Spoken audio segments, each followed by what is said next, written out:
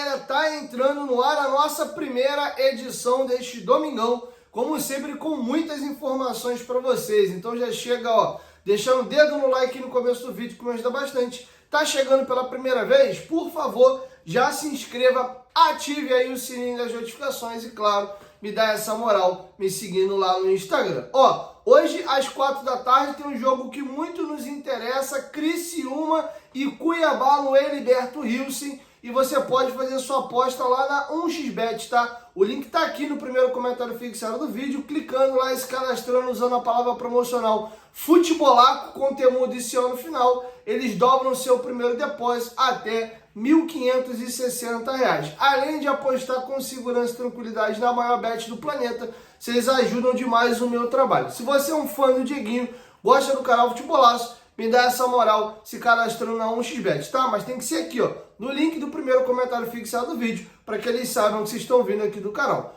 Posso contar com vocês? Esse parceiro comercial é fundamental para o Futebolaço continuar no ar, beleza? 1xBet, parceira do canal Futebolaço. Dito isso, galera, o jogo é importante porque nesse momento Cuiabá e Criciúma são adversários hoje aí que concorrem à nossa mesma faixa na tabela do campeonato. O Vasco é o 14º e pode perder mais uma posição, tendo entre ele e a zona de rebaixamento apenas o Fluminense, tá? Porque o Criciúma, que joga em casa e pega o Lanterna Cuiabá, vencendo o jogo, salta para 8 pontos, vai para a 13ª colocação, empurra o Vasco de 14º para 15º, o Fluminense cairia de 15º para 16º, e aí o Corinthians é o primeiro da zona com 5 pontos. Vasco, Fluminense e Grêmio tem 6 pontos, lembrando que o Grêmio tem 2 jogos a menos. Vasco e Fluminense, todos eles têm 7 jogos já disputados. O Corinthians, que está na zona,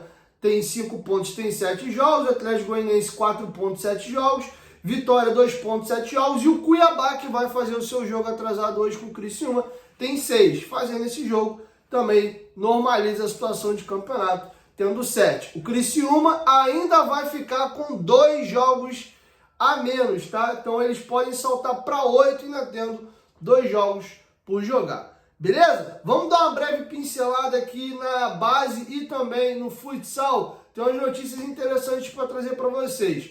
O Vasco ontem, no jogo de ida do Sub-15, final da Copa Rio, meteu 4-1 no Fluminense em casa, vai decidir o título agora lá nas Laranjeiras, abriu 4-1 jogando em casa. No Sub-16, o Vasco venceu o América e classificou-se para a final da Copa Rio, venceu o jogo de ida por 2-0, o jogo da volta estava perdendo no intervalo por 3-2, virou para 5-3 e classificou-se para a final da Copa Rio, pega a equipe do Botafogo. O Sub-20 estreou pelo Campeonato Carioca, vencendo fora de casa o Nova Iguaçu por 2-1. Nós tivemos um tropeço no Sub-17, jogo de ida da final, tá? O Vasco jogou contra o Flamengo na Gávea e perdeu por 2-1. Interessante é que no Sub-15, Sub-16 e Sub-17, nas 3 categorias, o Vasco chegou na final. Numa categoria abriu perdendo, na outra categoria abriu ganhando, e na categoria Sub-16 já acabou de classificar-se à final, tá? Então na base o Vasco tem tido bons resultados. Futsal, o Vasco voltou a disputar a competição depois de um bom tempo, tá jogando a Liga Brasileira, a primeira divisão, e muito bem, tá? O Vasco é o 2º colocado, 4 jogos, 3 vitórias e 1 derrota. O Vasco tem mandado seus jogos lá em Teresópolis e tá bem demais, tá? 3 jogos lá, 3 vitórias, 3-2 contra a equipe do Fortaleza, que é uma candidatíssima a título. Depois o Vasco meteu um 4-0 no Náutico. Ontem, de virada, venceu o Cruzeiro por 4-1. A única derrota do Vasco foi no único jogo fora de casa até aqui, no Mato Grosso. Perdeu para o Sapezal por 2-1, tá? Então, o futsal do Vasco vai muitíssimo bem, obrigado. Vamos agora começar a falar da equipe principal aí de campo, do futebol. Sobre Copa América, notícia boa, né? O brasileiro não vai parar durante a Copa América e o Vasco não teve nenhum jogador convocado para a Copa América. Para a seleção do Chile, nem Galdames e Medel foram convocados. Lembrando que o Medel era regularmente convocado para a seleção até o ano passado. Galdames idem. O Puma também chegou, inclusive, a disputar a última Copa do Mundo pelo Uruguai. tá fora. O Rojas, que foi a todas as convocações da seleção paraguaia, ficou de fora dessa última e também não foi convocado para a Copa América. Então essa é a situação. Ontem o Brasil fez um amistoso nos Estados Unidos contra a equipe do México, venceu por 3-2, o Douglas Luiz foi titular, lembrando que o time do primeiro tempo foi o time reserva. Teve uma foto do Rafael Ribeiro aí, fotógrafo do Vasco, mandar um abração para ele aqui, que ele tirou com a bandeira do Vasco enorme no estádio, e aí um casal de vascaínos ali vestindo a camisa do Vasco. Situação também legal, tá? O nosso próximo adversário, Palmeiras. A gente não sabe o que é vencer o Palmeiras em São Paulo há 9 anos. A última vitória do Vasco foi naquela arrancada contra o rebaixamento em 2015. O Vasco venceu por 2-0 com show do Nenê. O Nenê deu um drible desmoralizante no Barrios, para dentro, ele voltou de novo, ele deu uma caneta e ainda sofreu a falta.